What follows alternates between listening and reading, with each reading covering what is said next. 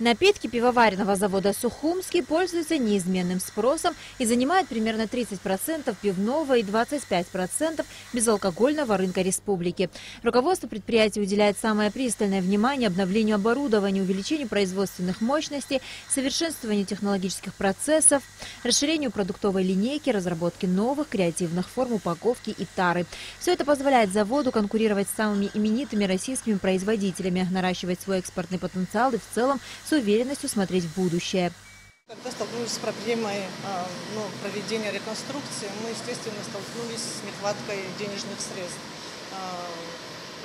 И поэтому, учитывая, что у нас работает закон об инвестициях, мы обратились в Министерство экономики с инвестиционным проектом, и этот проект был одобрен. Что этот проект подразумевает? То есть, согласно этому проекту, на время реконструкции завод освобождается на 50% от налога на прибыль и от налога на имущество.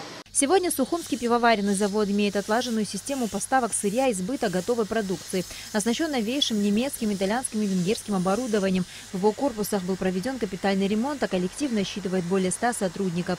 Предприятие полностью готово для экспорта продукции. По словам министра экономики республики Отгура Ардзинба, руководство страны готово всячески поддержать подобную инициативу. Есть определенные механизмы поддержки для экспортеров. На сегодняшний день мы разработали и приняли на правительстве программу поддержки экспортеров. Сейчас создается реестр экспортеров, будут созданы отдельные паспорта каждого экспортера, предоставляться субсидии и льготы. То есть в этом направлении государство оказывает всевозможную поддержку. Пока, конечно, в узких объемах, учитывая узкие возможности государства, но это направление никто оставлять не собирается, мы только будем наращивать. Продукция пивоваренного завода «Сухумский» многократно удостаивалась высоких наград на международных конкурсах и выставках России.